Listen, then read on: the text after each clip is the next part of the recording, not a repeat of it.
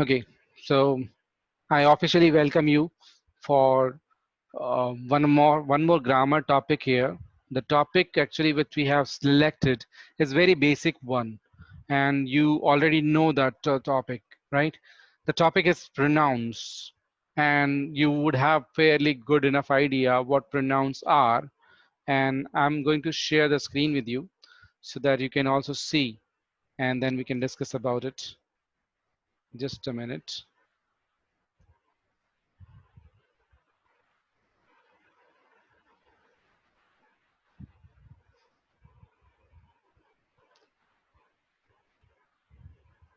Right. So you guys can see the screen. Please someone reply. You can see the screen, right? Okay, good. Um, as see, very easy topic, बहुत ही ज़्यादा basic है, आपको maximum लोगों को पता भी होगा. So I will not be asking many questions, but थोड़े बहुत exercise है बीच में, तो वही हम discuss करेंगे. बाकी मैं सिर्फ आपको general knowledge देता जाऊंगा. कुछ important जहाँ पे आएगा मैं आपको बता दूंगा कि ये बहुत important चीज़ है जो आपको ध्यान रखनी चाहिए, right? So pronouns, very basic stuff. We'll start with that. What are pronouns? If you see he, we, she, I, us, ये सारे pronouns होते हैं, right? ये examples हैं pronouns के आपके लिए. You know already about them. Let's see more of them. What are pronouns? The definition of pronouns is pronouns take the place of noun. कोई भी noun होती है और noun क्या होता है उसके लिए आपको पहले से ही पता है. Noun is a name. वो नेम किसी का भी हो सकता है, पर्सन का, प्लेस का, थिंग्स का, आइडिया का, किसी भी चीज का. तो उन सब के नाम की जगह जब कोई और वर्ड होता है, क्योंकि नाम बहुत सारे होते हैं, बहुत सारे लोग हैं दुनिया में, तो उन लोगों के नाम, चीजों के नाम, जगहों के नाम, तो इतने सारे नाम याद रखने के बजाय pronouns are actually convenient and simple words to replace all the nouns in the world. Understand? Ease of language के लिए, लिखने में, बोलने में और सुनने में, समझने में, ईज ऑफ लैंग्वेज के लिए there are convenient words, smaller words and easy to remember words which are known as pronouns. They take the place of all the nouns in the world. ठीक है? एग्जाम्पल आप समझते ही हो, I, me, you, he, she, it, they, वो सब pronoun होते हैं. द वर्ड और द फ्रेज, पूरा फ्रेज भी हो सकता है प्रोनाउन, ऐसा नहीं कि सिर्फ वर्ड ही होता है. बाय अ प्रोनाउन कॉल्ड, जो रिप्लेस किया जाता है प्रोनाउन के द्वारा, उस वर्ड को या उस फ्रेज को, जो नाउन या जो वर्ड फ्रेज को हम रिप्लेस करते हैं प्रोनाउन से, उसको हम बोलते हैं एंटीसीडेंट. ये वर्ड एक याद रखना आप. एंटीसीडेंट मतलब वो नाउन जिसकी जगह पे वो प्रोनाउन आया है. अंडरस्टैंड? एग्जाम्पल देखो, जैसे हम अगर गुजरात की बात करें, ये फोटो देख के आप समझ गए होंगे, Navratri. So Navratri is one of the Gujarat's prime festivals. It is celebrated in October, or maybe October नहीं, September actually. Navratri is a noun, right? Navratri तो नाम है, एक आइडिया है, एक फेस्टिवल है, राइट? और इट जो है आया है उसके सेकंड सेंटेंस में, वो प्रोनाउन है. It is a pronoun that refers to the antecedent Navratri. Correct? समझ में आया? एक और एग्जांपल देखो. This is a person repairing a car. So, when Robert was fixing the car, he cut his hand. तो पहले देखो, पहले हमने जो एग्जांपल देखा था उसमें दो सेंटेंसेस थे. यहाँ पे एक सेंटेंस है, लेकिन उस सेंटेंस के अंदर में दो क्लॉजेस हैं. तो सेकंड क्लॉज के अंदर में ही लिखा हुआ है और हिज लिखा हुआ है, वो प्रोनाउन है. Robert in the first clause is a noun. He is a pronoun that refers to the antecedent Robert. तो antecedent क्या होता है, pronoun क्या होता है, वो क्लियर हुआ आपको? नाउ एक टाइप्स ऑफ प्रोनाउंस. सबसे पहले आप एक ये पिक्चर देखो, उसमें क्या दिखा रहा है, एक बंदा जो अपने ऊपर कॉन्सेंट्रेट कर रहा है. इसको बोलते हैं ईगोसेंट्रिक पर्सन. सिर्फ मी बोलता रहता है. बट दुनिया में प्रोनाउन दूसरे भी हैं, उनका भी यूज करो, not just me. These pronouns actually refer to people और थिंग्स. पर्सनल प्रोनाउन उनको बोलते हैं. एग्जाम्पल, आई, मी, माई, माइन, ये सारे पहले मेरे मेरे वाले ले लिए, बाद में you, your, yours, he, him, his, she, her, hers, it, its, they, them. ये कौन सा किसके लिए आता है वो सब आपको पहले से पता है, मैं ज्यादा नहीं बताऊंगा. I अपने आप के लिए, चाहे वो लड़का हो लड़की हो. You सामने वाले के लिए, चाहे लड़का हो लड़की हो. He कोई और तीसरा पर्सन जो थर्ड हो, वो लड़का हो, उसके लिए. She जो थर्ड पर्सन, she लड़की हो, उसके लिए. It किसी जानवर के लिए, किसी चीजों के लिए, किसी जगह के लिए. They थर्ड पर्सन में प्लूरल के लिए. We फर्स्ट पर्सन में प्लूरल के लिए. और यू प्लूरल सिंगुलर दोनों में चलता है सेकंड पर्सन के लिए. Understand. Examples. He took her place in the game. इस सेंटेंस में दो प्रोनाउन है, ही और हर दिखाई दे रहे हैं. Then second sentence, their main objective is to scare students. Their यानी उनका. ठीक है ना. सो ये भी एग्जाम्पल में प्रोनाउंस है, बहुत सिंपल है. एक क्वेश्चन आपके लिए. ए बी सी तीन ऑप्शन दिए हुए हैं. यस. ब्लिंक हो रही है, अभी दिखाई दे रही है? नहीं. अच्छा. ओके. नो प्रॉब्लम, अभी मैं देख लो, अभी स्लोली चलेंगे तो हो जाएगा. Now you try which of the following contains a correct pronoun. Selection A hill is next to them. It is very steep. B option, Jack rides his new bike. Him rides it down the block. C option, Ricky gets on the plane. They are very excited about his trip. कौन से में सही pronoun use हुआ है?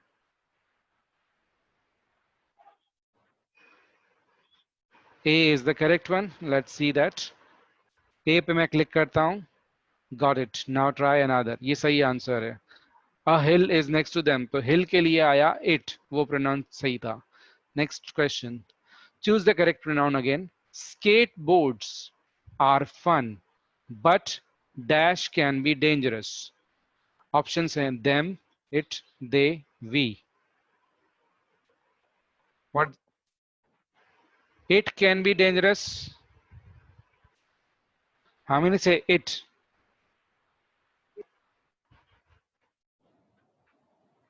हाँ, पकड़ लिया आप लोगों ने. देखो आपने कहा था it, तो it गलत आंसर होता है. If you click on it, it's a wrong answer.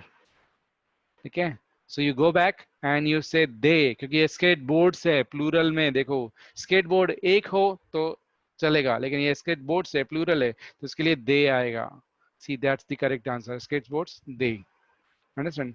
छोटी सी मिस्टेक थी जनरली, इसीलिए एक्सरसाइज है. कहीं कहीं पे हम क्या है ओवर कॉन्फिडेंस में गलत कर देते हैं. Let's try one more. The traffic police asked the driver, can dash show me the licence. U, B वाला option, right. Let's see the B option. Got it, सही है. कैन यू ड्राइवर के लिए आया, ड्राइवर सामने वाला था उसी को बोल रहा था तो यू बोलेगा. Correct. Choose the correct pronoun again. My father and I went to an amusement park. My father and I went to an amusement park. Dash had a lot of fun. क्या आना चाहिए? We, B option जो है, B option में we answer. That's C, that's correct. My father and I, क्योंकि my father और आई दोनों को मिला के फर्स्ट पर्सन में बोला है और फर्स्ट पर्सन का प्लूरल होता है we. Understand. One more question. A hill is next to them. They are very steep. Second says Jack rides his new bike. Him rides it down the block. Third question. Ricky gets on the plane. He is very excited about his trip. कौन सा सही है? नहीं, सही है, फिर से आया है लेकिन उसमें चेंज है. सी वाला सही है. देखो पहले वाले में जो पहले आया था ना सेम क्वेश्चन, उसमें यहाँ पे इट लिखा हुआ था. इट इज वेरी स्टीप था. हिल के लिए इट करेक्ट आंसर था. अभी अगर हम वो सिलेक्ट करेंगे तो गलत हो जाएगा. देखो दे गलत लिखा हुआ है, ये देखो मिस्ड इट. Try again. अगर Ricky gets on the plane, he is very excited, यहाँ पे पहले दे आर वेरी एक्साइटेड था, अब ही आया है. रिकी थर्ड पर्सन एक बॉय का नाम है तो सिंगुलर में ही आएगा. Right. Let's see that. That's correct. Understood. छोटे छोटे क्वेश्चंस हैं जहां पे छोटी छोटी मिस्टेक नहीं होनी चाहिए, सिंपल से, इसीलिए मैं ट्राई करवा रहा हूँ. See another one. यहाँ पे भी एक ही करेक्ट है इन तीनों में से. Black skated. ब्लेक नाम है इंसान का. Blake skated to the edge of the rink. Rink मतलब पहाड़ी. He was finished with practice. उसने प्रैक्टिस खत्म कर दी. He was. ठीक है. The house has 2 stories. She was built in 1910. ठीक है. Mary and Dave rode their bikes to the playground. Them will build a sand castle. कौन सा करेक्ट है? ए करेक्ट है, सही है. यहाँ पे शी गलत हो जाता. अब हाउस के लिए इट आना चाहिए था. यहाँ पे देम की जगह पे दे विल आना चाहिए था. दे नहीं है ये प्रोनाउन में. प्रोनाउन में दे और देम दोनों अलग अलग होते हैं, हालांकि आते दोनों थर्ड पर्सन प्लूरल के लिए हैं, लेकिन दे सब्जेक्टिव फॉर्म होता है, देम ऑब्जेक्टिव फॉर्म होता है, वो भी हम आगे कवर करेंगे. So they, A is the correct answer. He was finished with practice. Understood. Now see little bit ज्ञान अबाउट प्रोनाउंस. प्रोनाउंस कितने टाइप के होते हैं? पर्सनल प्रोनाउंस जो हमने अभी अभी देखे, I, we, you, he, she, it, they, वो सारे पर्सनल प्रोनाउंस थे. फिर होते हैं पजेसिव प्रोनाउन. पजेसिव प्रोनाउन क्या होते हैं वो अभी हम देखेंगे. पजेसिव मीन्स होता है कोई बिलोंगिंग, कोई किसी की चीज, तो उसके लिए कौन से प्रोनाउन आते हैं वो आएंगे आगे. Then demonstrative. डेमोन्स्ट्रेटिव मतलब होता है सामने दिखाने वाला कोई चीज, तो उसके प्रोनाउन अलग होते हैं. फिर रिलेटिव प्रोनाउन. रिलेटिव मीन्स उसके बारे में कोई चीज बता रहे हैं, रिलेट कर रहे हैं उससे. देन इनडेफिनेट प्रोनाउन, जिसमें कुछ क्लैरिटी नहीं है ज्यादा, कौन है कौन नहीं है ऐसा. Then reciprocal. ये सब कौन कौन से हैं सब आगे आएंगे. Reciprocal, reflexive, intensive, interrogative. Let's see the next one. Personal pronouns ये आपने देखे ही सही, I, you, he, she, it, we, they. ये सब जो पहली लाइन में लिखे हुए ये सारे के सारे सब्जेक्टिव प्रोनाउन होते हैं. इनके ऑब्जेक्टिव फॉर्म होते हैं me, you, him, her, it, us, them. Objective form. Then possessive form ये वाले हो जाते हैं my, your, his, her, its, our, their. और इसी पजेसिव प्रोनाउन का एक और फॉर्म होता है mine, yours, his, hers, its, ours, theirs. ये सब मैं आपको डिटेल में बाद में बताऊंगा, बट ये all of them are actually together called personal pronoun. चाहे वो सब्जेक्टिव हो, चाहे ऑब्जेक्टिव हो, चाहे पजेसिव हो, सबके सब पर्सनल प्रोनाउन कहलाते हैं. ठीक है. नॉमिनेटिव या सब्जेक्टिव. नॉमिनेटिव फॉर्म होता है means subjective form of pronoun. अब सब्जेक्ट क्या होता है वो आपको पहले से पता है. आपको मैंने बताया है वर्ब जो होती है एक्शन वर्ब होती है. एक्शन वर्ब को करने वाला, the doer of the verb is known as the subject of the verb.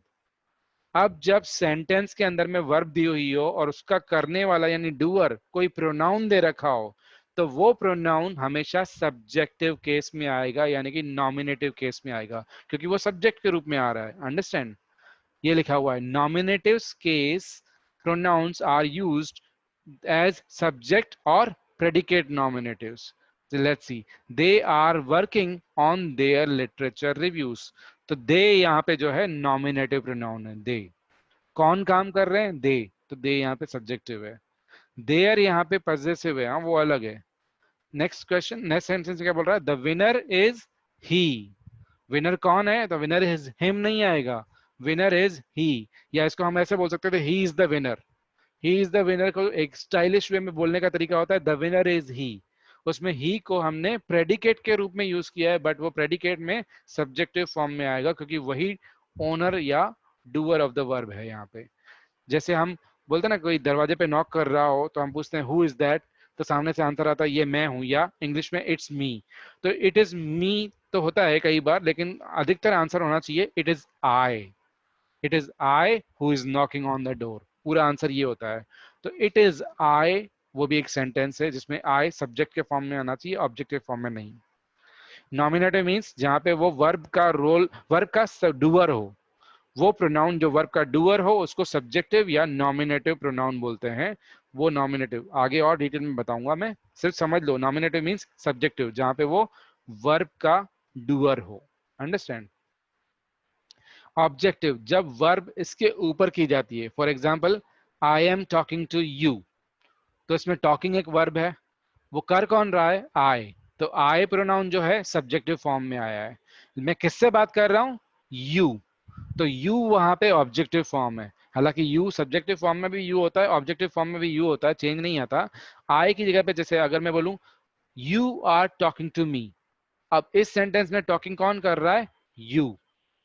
लेकिन किससे कर रहा है? मी. तो मी ऑब्जेक्टिव फॉर्म में आ गया. ये एग्जाम्पल याद रखो, I am talking to you and you are talking to me. ये दो सेंटेंसेस याद रखो, आपको सब्जेक्टिव ऑब्जेक्टिव प्रोनाउन क्लियर हो जाएगा. सब्जेक्टिव मींस जो वर्ब का डूअर हो तो वो सब्जेक्टिव फॉर्म में आएगा. ऑब्जेक्टिव मींस जब वो वर्ब का रिसीवर हो तो वो ऑब्जेक्टिव फॉर्म में आएगा. I am talking to you, you are talking to me. इस तरीके से समझ में आया? तो स्क्रीन पे दिखा रहा है अभी ऑब्जेक्टिव केस क्या होते हैं. The results disappointed him. Result ने डिसअपॉइंट किया उसको, तो उसको हिम जो है वो उसका ऑब्जेक्ट आया. ऑब्जेक्ट के अंदर में एक और चीज इसने दे रखी है. ऑब्जेक्ट जो होते हैं दो तरीके के होते हैं, direct object and indirect object. वो मैंने आपको बताया है। वर्ब के पीछे हम दो ऑब्जेक्ट लगा सकते हैं कभी कभी। ऐसी वर्ब जैसे गिव यानी देना, टेक यानी कि लेना, टीच यानी पढ़ाना, टॉक यानी बोलना या बात करना, तो उनमें दो ऑब्जेक्ट चाहिए होते हैं। जैसे गिव के लिए देना, तो किसको देना है और क्या देना है, दो ऑब्जेक्ट हो सकते हैं। तो क्या देना है वो तो चीज आएगी, क्या देना है, जैसे give me a glass of water, तो अ ग्लास ऑफ वाटर क्या हुआ, डायरेक्ट ऑब्जेक्ट हुआ। किसे देना है, मी, तो मी इनडायरेक्ट ऑब्जेक्ट हुआ। क्या देना, किसे देना, वो दो ऑब्जेक्ट होते हैं। या लेना, क्या लेना, किससे लेना, तो वो दो ऑब्जेक्ट होते हैं। अंडरस्टैंड। तो डायरेक्ट ऑब्जेक्ट वो होता है जो क्या का आंसर होता है, और किसे, किससे, किसको, वो जो होते हैं वो इनडायरेक्ट ऑब्जेक्ट है। और उनके आंसर क्या होते हैं, वो हमेशा प्रोनाउन होते हैं या फिर नाउन होते हैं। हम नाउन की बात नहीं कर रहे हैं अभी, प्रोनाउन की बात कर रहे हैं। तो नाउन जब ऑब्जेक्ट के रूप में आएगा या इनडायरेक्ट ऑब्जेक्ट के रूप में आएगा, वो हमेशा क्या होगा, ऑब्जेक्टिव फॉर्म में आएगा, सब्जेक्टिव में नहीं। जैसे द रिजल्ट्स डिसअपॉइंटेड हिम आएगा, ही नहीं आ सकता। The teacher gave him the result आएगा, ही रिजल्ट्स नहीं आएगा। The teacher gave the results to him, ऐसा भी हो सकता है, हम हिम को बाद में बोले ऐसा भी बोल सकते हैं, ठीक है ना। तो ये तीन सेंटेंसेस देख लो आपको, ये भी, और जो दो सेंटेंसेस मैंने बोले, I am talking to you and you are talking to me, वो दो सेंटेंसेस के साथ में ये तीन सेंटेंसेस याद रखो, आपको ऑब्जेक्टिव प्रोनाउन क्लियर हो जाएगा। Now possessive pronoun. Possessive pronoun मैंने आपको बोला किसी प्रोनाउन की कोई और चीज के बारे में बात करेंगे, कोई और बिलोंगिंग। जैसे मैं बोलूं दिस इज माई मोबाइल, तो माई यानी कि मेरा मोबाइल है। मैं अपने आप के लिए आई बोलूंगा जब मैं सब्जेक्ट हूं, अपने आप के लिए मी बोलूंगा जब मैं ऑब्जेक्ट हूं। लेकिन जब मैं अपनी किसी चीज के बारे में बात कर रहा हूं तो मैं अपने आप के लिए माय बोलता हूं। तो माय क्या होता है, पजेसिव प्रोनाउन होता है, जो मेरी किसी चीज के बारे में बात कर रहा है। ऐसे ही यू के लिए योर होता है, दे के लिए देयर होता है, शी के लिए हर होता है, ऐसे। तो ये पजेसिव प्रोनाउंस होते हैं, वो ओनरशिप दिखाते हैं। बट याद रखना इसमें एपोस्ट्रॉफी नहीं आता है। पहला पहला कोई सेंटेंस देखो, इट्स कॉस्ट, ठीक है, यहाँ पे एपोस्ट्रॉफी नहीं आएगा। एपोस्ट्रॉफी लगाओगे तो वो दूसरा हो जाता है, इट इज हो जाता है, वो प्रोनाउन पजेसिव प्रोनाउन नहीं कहलाएगा। उसका मतलब होता है यह है, ठीक है ना। इट्स अगर पजेसिव लिखना है तो बिना एपोस्ट्रॉफी के आता है, ठीक है। इट्स कॉस्ट, हर प्लान या the plan is hers, their house या द हाउस इज देयर्स। देखो, देयर्स और देयर दोनों में फर्क है, वो क्या फर्क है मैं आगे बताऊंगा आपको। या हर और हर्स में फर्क है, वो भी आगे बताऊंगा। Use possessive case pronouns before present participle verb forms. जैसे the crowd cheered his making a triple century. मान लो किसी टेस्ट मैच में एक बैट्समैन ने 3 सेंचुरी बना दी, ट्रिपल सेंचुरी बना दी, तो उसकी सेंचुरी बनाने को क्राउड ने चीयर किया। The crowd cheered his making a triple century. His यानी कि उसकी क्या चीज, उसकी ट्रिपल सेंचुरी बनाने की चीज को, यानी उस अचीवमेंट को। अंडरस्टैंड। डेमोन्स्ट्रेटिव प्रोनाउन ये बहुत सिंपल है, इसमें 4 वर्ड याद रखो, दिस, दैट, दीज, दोज। मैं एग्जांपल दिखा रहा हूं, मैं अभी आपको शायद दिख नहीं रहूंगा लेकिन देख रहा हूं, तो जैसे देखो, दिस मतलब जो सामने हो और सिंगुलर हो, दैट मतलब जो दूर हो और सिंगुलर हो, दीज मतलब जो सामने हो और प्लूरल हो, दोज मतलब जो दूर हो और प्लूरल हो। तो दिस सामने सिंगुलर, दैट दूर प्लूरल, दूर सिंगुलर, और दीज सामने प्लूरल, दोज दूर प्लूरल, ऐसे करने का। दिस, दैट, दीज, दोज, ये चार ही डेमोन्स्ट्रेटिव प्रोनाउन कहलाते हैं। This, that, these, those. This table is bigger than that one, ऐसा बोल सकते हैं हम। तो दिस दैट क्या है, यहाँ पे प्रोनाउन है, ठीक है।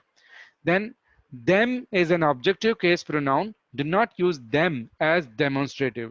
कई लोग this that के जैसे this them के सॉरी this that के जैसा ही th से स्टार्ट होता है them या their, तो उसको भी प्रोनाउन मान लेते हैं। प्रोनाउन तो है वो, लेकिन वो डेमोन्स्ट्रेटिव प्रोनाउन नहीं है, ठीक है ना। जैसे मैं बोलूं किसी को दिखाना है, he liked those socks, socks या कुछ भी, he liked those paintings, मैं बोल रहा हूँ कि उसको वो पेंटिंग्स पसंद हैं, तो उनकी जगह में मैं them नहीं बोल सकता हूँ, he liked them। अगर डेमोन्स्ट्रेट कर रहा हूँ तो them नहीं बोलूंगा, he liked them मैं सिर्फ ऐसे ही बता सकता हूँ बिना डेमोन्स्ट्रेट किए, बिना हाथों का इशारा किए। लेकिन मैं अगर डेमोन्स्ट्रेट कर रहा हूँ, हाथों का इशारा कर रहा हूँ, तो them की जगह मुझे those पेंटिंग्स या these पेंटिंग्स बोलना चाहिए, और मुझे देम नहीं बोलना चाहिए, समझ में आया? ये देम नहीं यूज कर सकते हम, ऑब्जेक्टिव केस प्रोनाउन हम डेमोन्स्ट्रेट में यूज नहीं कर सकते, उसको सिर्फ ऑब्जेक्ट में ही यूज कर सकते हैं। रिलेटिव प्रोनाउन, रिलेटिव प्रोनाउन क्या होता है एक्चुअली में, जैसे that, which, who, whom, what, इसमें एक दैट जो है अलग वर्ड है, बाकी सारे क्वेश्चन वर्ड्स हैं, विच, हु, हुम, व्हाट, ये क्वेश्चन वर्ड्स हैं। बट ये क्वेश्चन वर्ड्स हमेशा क्वेश्चन नहीं पूछते हैं, कभी कभी ये किसी का इंट्रोडक्शन भी देते हैं। जैसे एग्जाम्पल देखो, the teacher who teaches English is Ramesh. तो हु यहाँ पे क्वेश्चन क्वेश्चन नहीं पूछ रहा है, वो बता रहा है, ठीक है ना, उसकी जगह पे दैट भी हो सकता है, the teacher that teaches English is Ramesh, understand? या our English teacher is that whose name is Ramesh, ऐसा भी बोल सकते हैं। तो that, who, whom, what, which, ये सारे ऐसे प्रोनाउंस हैं जिनको हम किसी का इंट्रो देने के लिए, किसी को रिलेट करने के लिए बताते हैं, इसलिए इनको रिलेटिव प्रोनाउंस बोलते हैं, अंडरस्टैंड? ये सिर्फ known, good to know information है, इनको क्या बोलते हैं आपको समझना चाहिए बस, बट उनका एग्जाम्पल कैसे यूज होता है वो अगर समझ में आता है तो वो ज्यादा अच्छा है। The teacher who teaches English is Ramesh, इसमें हु आया है लेकिन हु क्वेश्चन नहीं पूछ रहा है, आंसर दे रहा है, इसीलिए क्वेश्चन मार्क नहीं आएगा इसके पीछे। एक तो वो चीज पता पड़ी, दूसरा हु यहाँ पे क्वेश्चन नहीं है, रिलेटिव प्रोनाउन है, ये चीज पता पड़ी, अंडरस्टैंड? इनडेफिनेट प्रोनाउन क्या होते हैं? ऐसे प्रोनाउन, जैसे आई बोलूं तो आई में तो आपको पता है मैं अपने लिए बोल रहा हूँ, यू बोलूं मैं आपके लिए बोल रहा हूँ, ही किसी और दूसरे लड़के के लिए बोल रहे हैं, तो वो पता पड़ जाता है स्पेसिफिकली। लेकिन ऐसे प्रोनाउंस जिसके बारे में पता नहीं पड़ता वो किसके बारे में बोला गया, उनको इनडेफिनेट प्रोनाउन बोलते हैं। एग्जाम्पल्स क्या है? anyone, anybody, someone, somebody, one, everyone, everybody, everything, nothing, something, some, ये सब प्रोनाउन होते हैं। ये सारे प्रोनाउन आते हैं किसी पर्सन, प्लेस, आइडिया, थिंग के लिए ही, नाउन की जगह पे ही आते हैं, ये भी प्रोनाउन ही है, लेकिन किसके लिए आते हैं स्पेसिफिकली बताते नहीं है, तो ये इनडेफिनेट होते हैं, डेफिनेट प्रोनाउन नहीं होते हैं, इसलिए इनका नाम अलग से है, इनडेफिनेट प्रोनाउन, अंडरस्टैंड? एग्जाम्पल देखो, everyone in the class is capable of writing a paper, कहने का मीनिंग है क्लास के अंदर में जितने भी स्टूडेंट हैं सबके सब पेपर लिख सकते हैं, लेकिन कौन पर्टिकुलरली वो डेफिनेटली नहीं बताया, so everyone is also indefinite pronoun. Some people are more intelligent than others. कुछ लोग दूसरों से ज्यादा इंटेलिजेंट होते हैं, तो कुछ, लेकिन क्लियर नहीं किया कौन से। ऐसे बोलता कि ये तीन लोग, अगर बोलता these three people are more intelligent than others, तो वो स्पेसिफिक प्रोनाउन हो जाता। these जो होता है डेमोन्स्ट्रेटिव होता है, इनडेफिनेट नहीं होता है, याद रखना। some people बोला तो इनडेफिनेट हो गया, अंडरस्टैंड? क्लैरिटी नहीं है किसके लिए।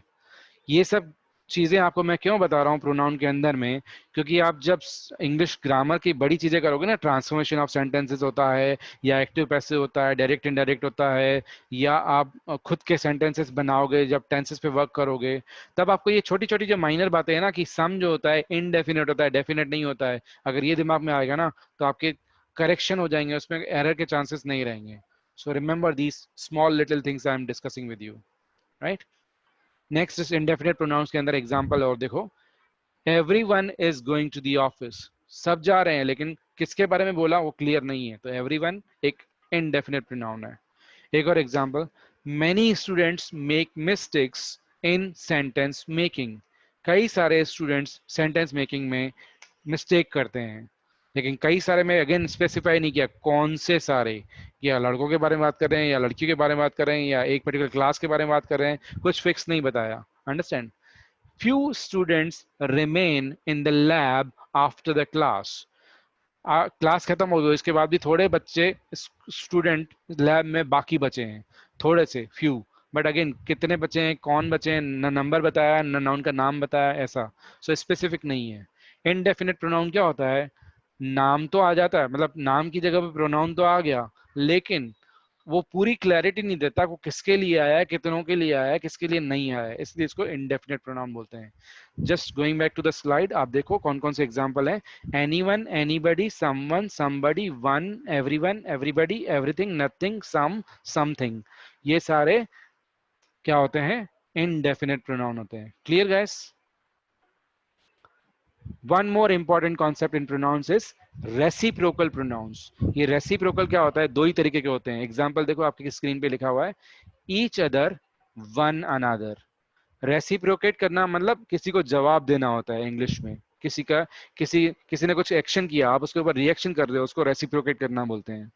तो ईच अदर मीन्स एक दूसरे से।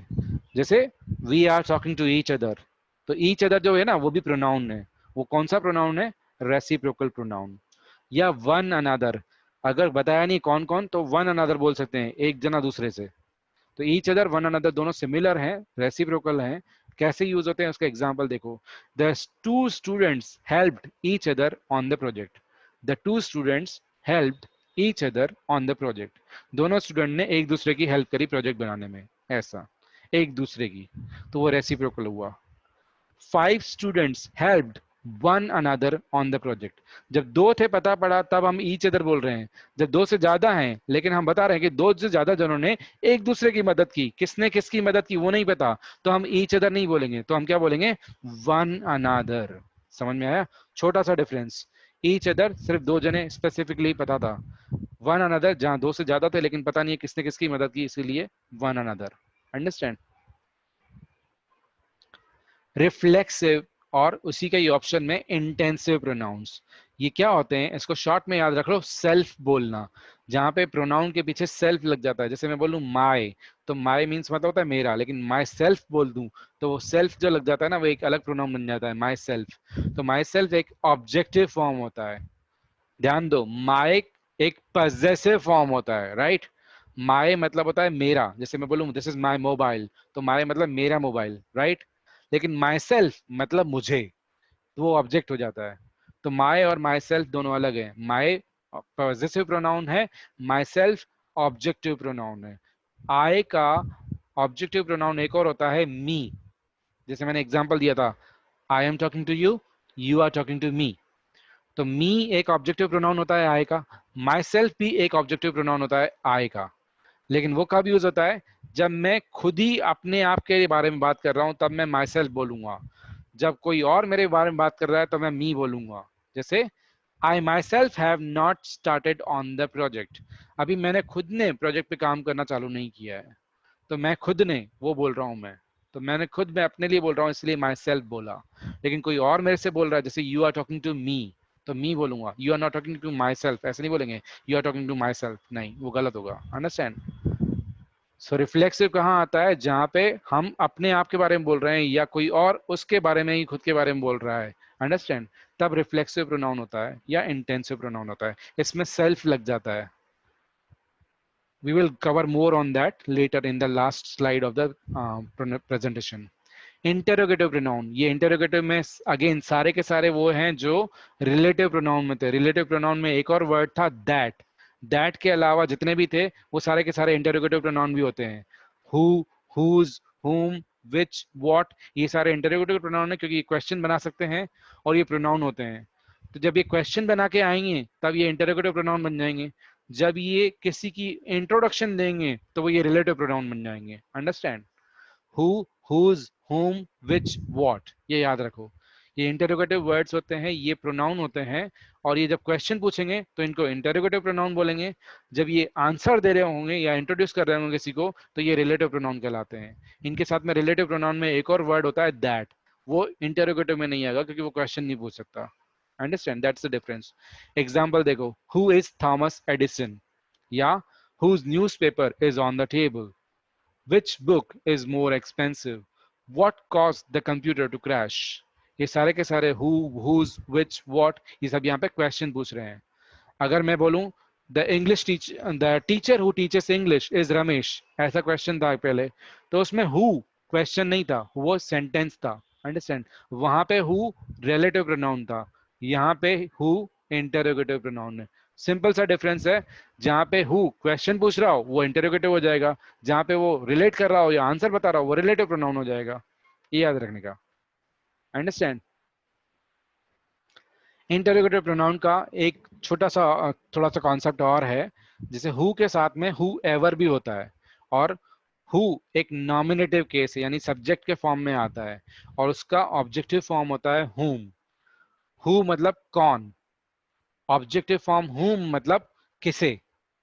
जैसे हु इज प्लेइंग देयर, तो वहां कौन खेल रहा है अगर मैं पूछना चाहता हूं तो, या whom, whom do you like, आप किसे पसंद करते हो, तो कैसे हो जाएगा whom, अंडरस्टैंड। whose यानी किसका, whose bike is this या whose pen is this, मैं उसका पूछ रहा हूँ किसका है ये, ठीक है। तो who, whom, whose, who nominative case में है, whom ऑब्जेक्टिव केस में है, और whose पॉजेसिव केस में है। नॉमिनेटिव केस में who की जगह पे whoever ये भी यूज होता है कई जगह पे। ऑब्जेक्टिव केस में whom की जगह पे whomever भी होता है। अब ये क्या होता है, जब आपको क्लैरिटी नहीं हो कि किसके लिए बोला है, लेकिन कभी भी किसी के लिए भी आ सकता हो, तब एवर लग जाता है। एवर का हिंदी में मीनिंग होता है कभी। तुमने सुना होगा ना नेवर, नेवर का मतलब होता है कभी नहीं। तो नॉट इवन एवर उसको बोलते हैं नेवर शॉर्ट में।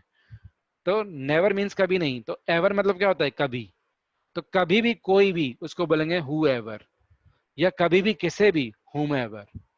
लेकिन किसे बोलना हो तो हुम, कभी भी किसे भी बोलना हो तो हुम एवर, कभी भी कोई भी बोलना हो तो हु एवर, लेकिन कोई भी बोलना हो तो who, understand. Clause after a preposition use the nominative case. जैसे आपको सब्जेक्ट के रूप में यूज करना है हु को, तो आप उसको सब्जेक्टिव फॉर्म में लिखोगे। Return the paper to who is in charge, ये पेपर उसको दे दो जो इंचार्ज हो, ठीक है ना, जो इंचार्ज हो। अब अगर बोलूं नेक्स्ट सेंटेंस देखो, give this book to whoever wants it. पहले वाले में मैंने क्या बोला, return the paper to who is in charge, ये पेपर उसको देना जो इंचार्ज हो, यानी कि एक ही बंदा होगा, स्पेसिफिकली उसी को देने को बोला है। हुएवर इज इन चार्ज, तो मैं बोलूंगा कोई भी वो इंचार्ज उसको दे देना, तो मैं स्पेसिफाई नहीं कर रहा हूँ, अंडरस्टैंड। अगर मैं बोलूँ give this book to who wants it, अगर मैं बोलूँ give this book to who wants it, इसका मतलब क्या हुआ, ये बुक उसको देना जिसको जरूरत हो। लेकिन मैं बोलूँ give this book to whoever wants it, यानी कभी भी किसी को भी जरूरत हो दे देना, अंडरस्टैंड। एवर लगाने से क्या हो जाता है, कभी भी ऐड हो जाता है उसके अंदर में। एक और एग्जांपल देखो whom के साथ में, the project was awarded to an engineer whom I knew well. Project उस इंजीनियर को दिया गया जिसको मैं अच्छे से जानता हूं, जिसको whom, प्रोजेक्ट उस इंजीनियर को दिया गया जिसको मैं अच्छे से जानता हूं। I spoke to the engineer to whom the project was awarded, मैं उसी को इस तरीके से भी बोल सकता हूं, मैंने उस इंजीनियर से बात की जिसको प्रोजेक्ट दिया गया था। अब उसको whom एवर करना हो तो कैसे करेंगे, द प्रोजेक्ट वाज अवॉर्डेड, नहीं इसके लिए नहीं बनेगा। फॉर एग्जाम्पल आपने सर्टिफिकेट्स पे लिखा होगा to whom so ever it may concern, देखा कभी सर्टिफिकेट पे लिखा हुआ,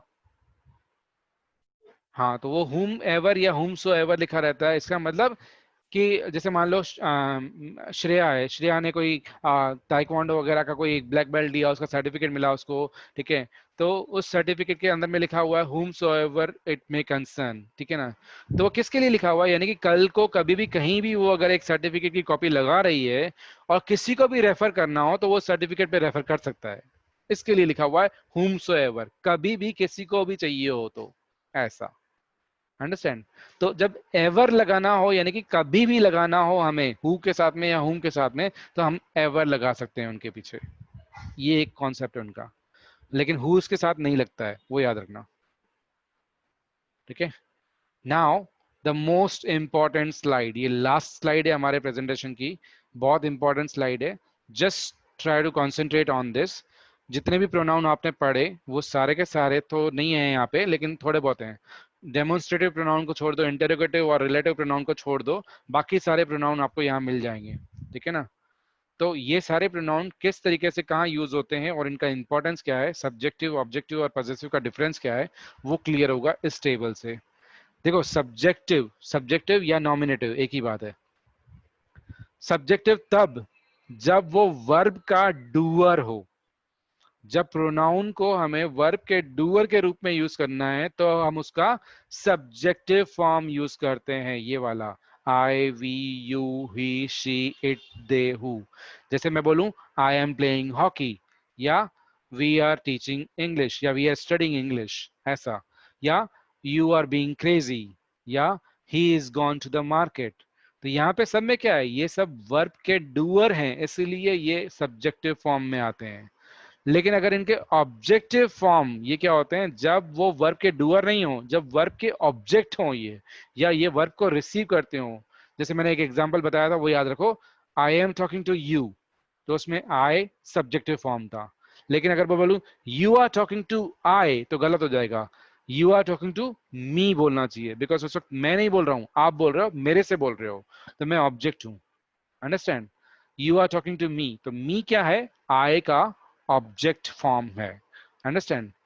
ऐसे ही वी का ऑब्जेक्ट फॉर्म होता है अस, यू का ऑब्जेक्ट फॉर्म यू, ही का हिम, शी का हर, इट का इट, दे का देम, हु का हुम। और इनके एक और एग्जाम्पल होते हैं सेल्फ वाले, मी का माई सेल्फ, अस का आवर सेल्स। ये देखो एफ लगा हुआ है जो सिंगुलर है उसके साथ में, वी ई एस लग जाएगा उसके साथ में जो प्लूरल हो। माई सेल्फ सिंगुलर है इसलिए एफ आया, आवर सेल्स क्योंकि अस प्लूरल होता है, वी प्लूरल होता है।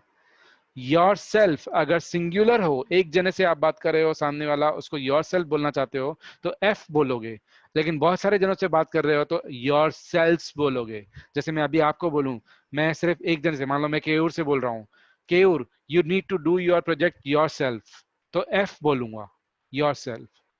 लेकिन मैं तुम सबसे बोल रहा हूँ, guys you all need to do your project on yourselves, तो मैं वी एस वाला सेल्स बोलूंगा। समझ आया? योर सेल्फ सिंगुलर के लिए, योर सेल्स प्लूरल के लिए, लेकिन यू दोनों के लिए कॉमन है। समझ में आया? ऐसे ही हिम का हिमसेल्फ, क्योंकि ही सिंगुलर होता है इसलिए सेल्फ, शी का हर सेल्फ सिंगुलर, इट का इट सेल्फ सिंगुलर है, दे का देम सेल्व्स क्योंकि वो प्लूरल होता है। अंडरस्टैंड? अब ये जो सेल्फ वाले हैं और ये जो मी वाले, जो नॉर्मल तरीके से ऑब्जेक्ट वाले हैं, इन दोनों के बीच में थोड़ा सा डिफरेंस है, वो मैं बताता हूँ। उससे पहले ये देखो बिलोंगिंग वाला या पजेसिव वाला। पजेसिव क्या होता है, जब मैं किसी किसी की कोई चीज के बारे में बात कर रहा हूँ, जैसे मैंने एग्जांपल दिया था, दिस इज माय मोबाइल, तो माय मोबाइल बोल रहा हूँ, दिस इज आई मोबाइल नहीं बोल सकता। आई मोबाइल तो आईफोन के लिए बोल सकते हैं, right? This is my mobile यानी मेरा मोबाइल है, दैट इज योर मोबाइल अगर तुम्हारे मोबाइल की बात करूं तो your, my, our, his, her, its, their, whose, ये सब पजेसिव प्रोनाउन होते हैं, जो उस प्रोनाउन की किसी और चीज के बारे में बात कर रहे होते हैं, राइट? उसकी किसी बिलोंगिंग के बारे में बात कर रहे होते हैं। इनके एक और टाइप्स होते हैं, माई का होता है माइन, अवर का होता है अवर्स, योर का होता है योर्स, हिज का होता है हिज। इनके पीछे एस लग जाता है, ये एक स्टाइलिश बोल सकते हैं हम इसको, स्टाइलिश वे है, आजकल ज्यादा ये यूज होती है। बट इन सबके बीच में बेसिक डिफरेंस है।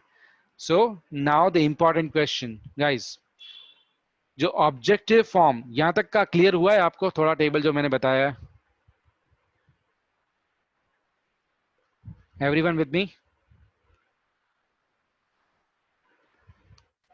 ओके। ऑब्जेक्टिव फॉर्म जो दिखाई दे रहा है, ऑब्जेक्टिव फॉर्म में दो कॉलम है, एक है मी अस यू हिम वाला, दूसरा है my self our self your self वगैरह वाला, राइट? तो इन दोनों के बीच में डिफरेंस क्या है, कोई बता सकता है? That is the most important question. अगर वो आपने बता दिया तो। ऑब्जेक्टिव फॉर्म दो है हमारे पास, मी भी है माई सेल्फ भी है, मुझे कहाँ मी यूज करना है कहाँ माई सेल्फ यूज करना है, कोई एग्जाम्पल के साथ बता दो।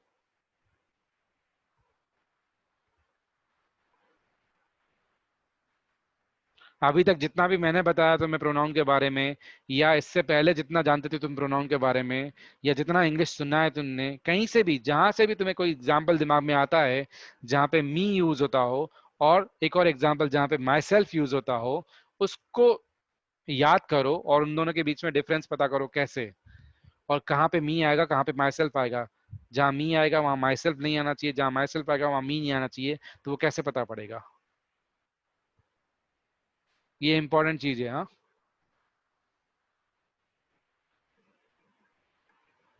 एनीवन?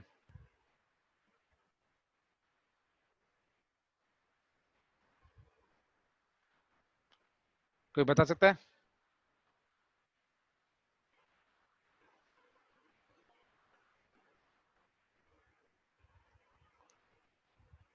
आप सिर्फ मी माई सेल्फ का नहीं, अस अवर सेल्फ का या यू योर सेल्फ का, किसी का भी डिफरेंस बता सकते हो एग्जाम्पल के साथ।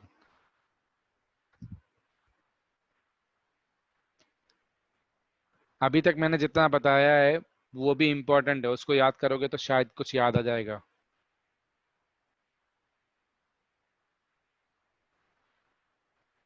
मैंने हिंट दे दी थी उसके बारे में पहले ही बोलते हुए, पिछली कुछ स्लाइड्स के अंदर में।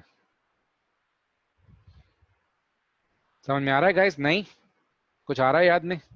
एग्जाम्पल? नहीं? चलो मैं बताता हूँ।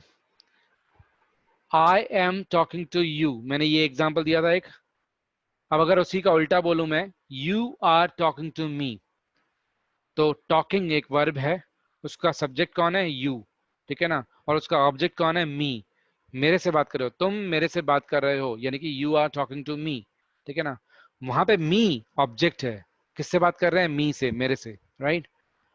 तो मी बोलूंगा, मैं ऐसे नहीं बोल सकता you are talking to myself. अगर मैं ऐसा बोलूंगा तो गलत हो जाएगा। लेकिन मैं अगर बोलूं ऐसा, I am talking to myself, is it correct और wrong?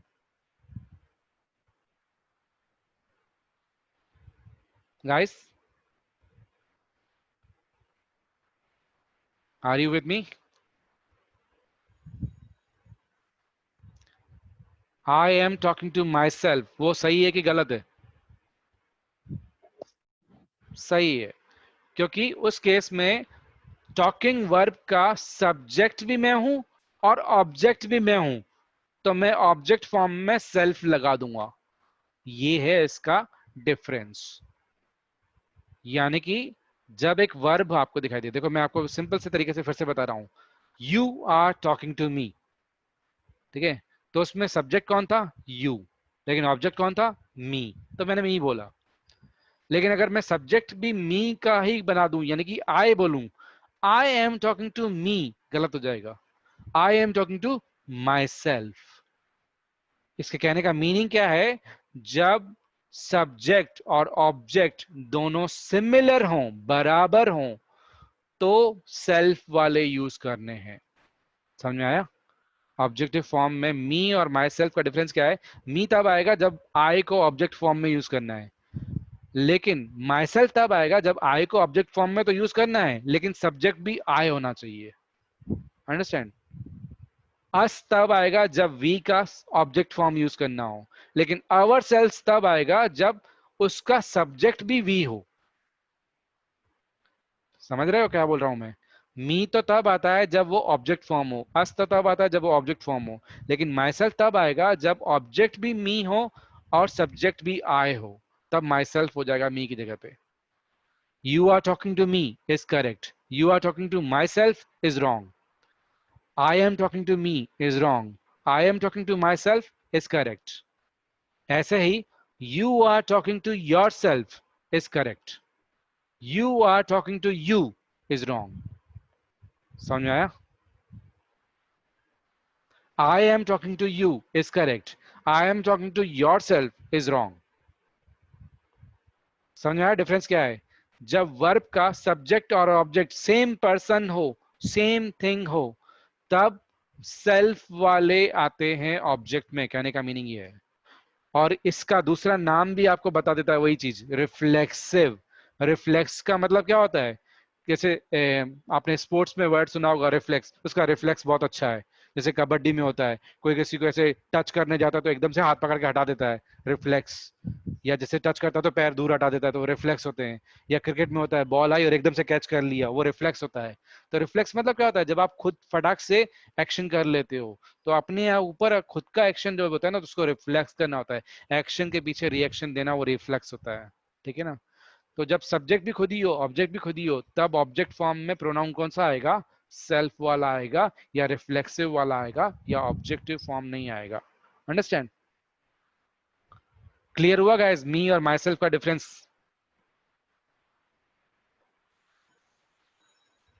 Anyone please respond. Example मैं बताता हूं, देखो सिंपल सा फिर से। I am talking to you, correct है, लेकिन I am talking to yourself is wrong. या मैं बोलूं, I am talking to me is wrong, I am talking to myself is correct. ऐसे ही you are talking to me is correct, you are talking to myself is wrong. You are talking to you is wrong. You are talking to yourself is correct. समझ आया? मैंने बहुत सारे correct और wrong wrong बता दिए, लेकिन आपको कैसे है वो बताना है कि जब सब्जेक्ट और ऑब्जेक्ट दोनों सेम हो तब सेल्फ वाला यूज करना है, जब सब्जेक्ट और ऑब्जेक्ट डिफरेंट हो तब मी वाला यूज करना है, मी अस यू वाले तब यूज करने हैं जब सब्जेक्ट और ऑब्जेक्ट अलग अलग हो, जब सब्जेक्ट और ऑब्जेक्ट सेम हो तब सेल्फ वाले यूज करने हैं। इसलिए मैंने ये एरो बना के रखा है आपके लिए सब्जेक्ट और ऑब्जेक्ट का। ठीक है, ये आप स्क्रीनशॉट भी ले लोगे तो आपके लिए याद रह जाएगा इस तरीके से। नेक्स्ट, इन दोनों के बीच का डिफरेंस, माई और माई के बीच का डिफरेंस। माई का मतलब भी मेरा होता है, माइन का मतलब भी मेरा होता है, या योर का मतलब भी तुम्हारा होता है, योर्स का मतलब भी तुम्हारा होता है। इन दोनों के बीच में डिफरेंस क्या है? That's one more important question, और ये लास्ट क्वेश्चन है, इसके बाद सेशन एंड हो जाएगा। दिमाग लगाओ और बताओ जरा। देखो, माई का मतलब क्या होता है? माई का मतलब होता है मेरा, हाँ, ठीक है ना। माइन का मतलब क्या होता है? मेरा। तो दोनों में डिफरेंस क्या है? कहाँ पे मैं माई यूज करूं, कहाँ पे माइन यूज करूं?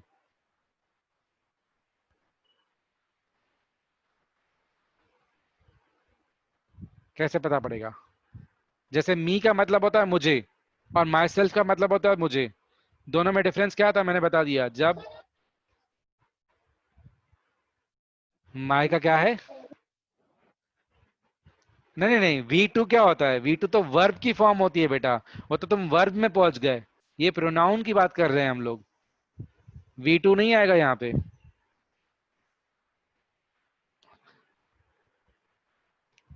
Smart Shreya, don't be overconfident. My और माइन दोनों प्रोनाउन है और दोनों का मीनिंग होता है मेरा, लेकिन दोनों में छोटा सा डिफरेंस है। क्या? वो बताओ। Where can I use my and where can I use mine? या जहां पे मैं माई यूज करता हूं क्या मैं वहां पे माइन यूज कर सकता हूं? या जहां पे मैं माइन यूज करता हूं वहां पे मैं माई यूज कर सकता हूं? वो पहचानना है हमें। अगर वो डिफरेंस क्लियर हो जाएगा तो आपको पता पड़ जाएगा। देखो, मैंने एग्जांपल दिया था अभी बातों बातों में, पहले भी बताया था, दिस इज माई मोबाइल। तुम्हें दिखाई नहीं दे रहा है लेकिन मैं बता देता हूं, this is my mobile correct है सेंटेंस?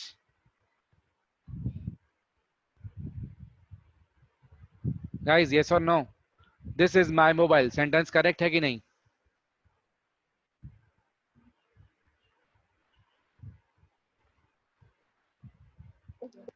सही है ना? हाँ, तो कॉन्फिडेंस तो लाओ यार, इतना डर डर के क्यों बोल रहे हो? दिस इज माई मोबाइल, ये तो नॉर्मल सा सेंटेंस है, मैंने बोला है तो करेक्ट है। हाँ, क्या मैं बोल सकता हूँ दिस इज माइन मोबाइल?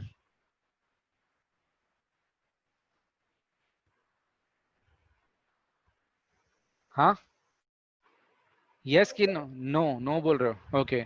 क्यों नहीं बोल सकता? माई का मतलब भी मेरा होता है, माइन का मतलब भी मेरा होता है, दोनों में डिफरेंस क्या है? This is my mobile correct है, this is mine mobile wrong है। गलत क्यों है वो?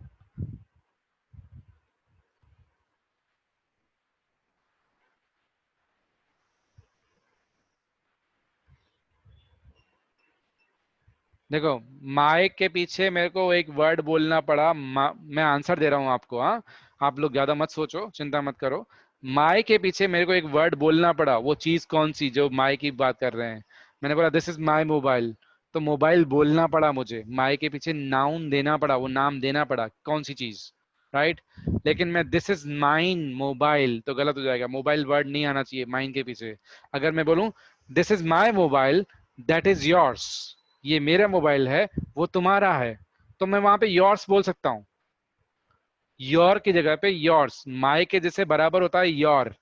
ठीक है, दिस इज योर मोबाइल वो करेक्ट है, दिस इज योर्स मोबाइल वो रॉन्ग है। वैसे ही this is my mobile correct है, this is mine mobile wrong है। लेकिन योर्स और माइन कहाँ पे आएंगे वो बताता हूं।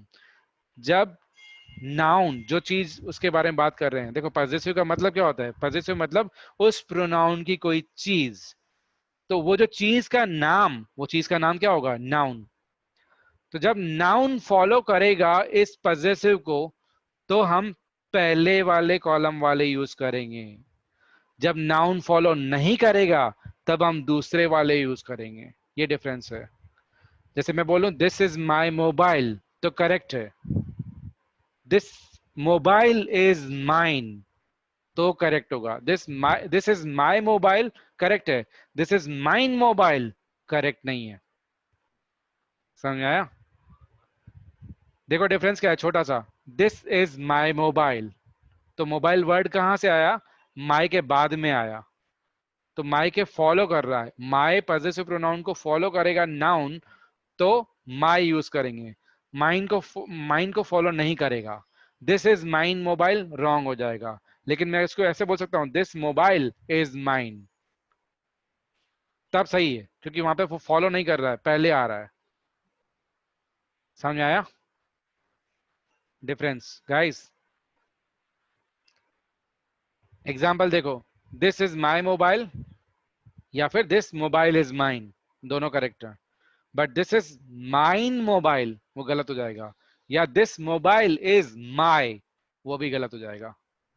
माई के पीछे चीज का नाम आना चाहिए, माइन के पीछे चीज का नाम नहीं आना चाहिए। ये डिफरेंस है। Noun should not follow the second column of possessive. ये है डिफरेंस याद रखने का। अंडरस्टैंड? ऐसे ही आवर के पीछे नाउन आएगा, आवर्स के पीछे नाउन नहीं आएगा। योर के पीछे आएगा, योर्स के पीछे नहीं आएगा। हिज दोनों में सेम ही है, तो आपको वो सेंटेंस के हिसाब से पता करना पड़ता है कौन सा वाला हिज है। जैसे दिस इज हिज मोबाइल तो भी करेक्ट है, या दिस मोबाइल इज हिज वो भी करेक्ट है, क्योंकि दोनों में यही होता है। बट हर के लिए दिस इज हर मोबाइल तो करेक्ट है, या फिर दिस मोबाइल इज हर्स तो करेक्ट है। अगर मैं बोलूं दिस इज हर्स मोबाइल तो गलत हो जाएगा, या मैं बोलूं दिस मोबाइल इज हर तो गलत है। समझ में आ रहा है क्या बोल रहा हूं मैं? ये वाला एग्जाम्पल याद रखो। This is my mobile correct, this is mine mobile incorrect. This is my mobile correct, this is mine mobile incorrect, right? अब इसी को दूसरी तरीके से, this mobile is mine correct, this mobile is my incorrect. तो जहां पे माई, अवर, your, his, हर ये सब बोलते हैं पॉजेसिव, तो इनके पीछे नाउन आना जरूरी है। लेकिन mine, ours, yours, his, hers इनके पीछे माइन आना जरूरी नहीं है। इनके पीछे नहीं आना चाहिए। अगर इनके पीछे नाउन आता है तो वो गलत फॉर्म है, उसकी जगह पे ये वाली फॉर्म यूज करनी चाहिए। छोटा सा डिफरेंस है, इसकी वजह से मिस्टेक्स होती है। ऐसे ही मैंने एक एग्जांपल आपको बताया मी और माई सेल्फ के डिफरेंस का, अस और अवर सेल्फ का डिफरेंस का। ये जो मैंने आपको बताया है ये सारा मैं रिकॉर्ड भी कर रहा हूँ, मैं आपको ये वीडियो भेजूंगा। ये वीडियो भी आप चेक करना। इसमें ये जो टेबल मैंने क्लियर की है, ये वाली टेबल आपको अच्छे से क्लियर होनी चाहिए, और इसके के पहले के प्रोनाउन के थोड़ी बहुत नॉलेज आपको होनी चाहिए। If you know all these things about pronoun plus this table is clear to you, me myself कहाँ पे, अस अवर सेल्फ कहाँ पे, या माई माइंड कहाँ पे, अवर अवर्स कहाँ पे, ये डिफरेंसेस क्लियर हैं, दैट मीन्स प्रोनाउन आपको अच्छे से आता है। इतना आपने कर लिया तो प्रोनाउन कभी आपको एरर नहीं करेगा, ग्रामर में आपको प्रोनाउन अच्छे से यूज हो जाएगा। So this is my target for this particular session, कि आपको प्रोनाउन के बारे में गलती ना हो, प्रोनाउन आपको अच्छे से आ जाए। ओके गाइस, समझ में आया गाइस? राइट।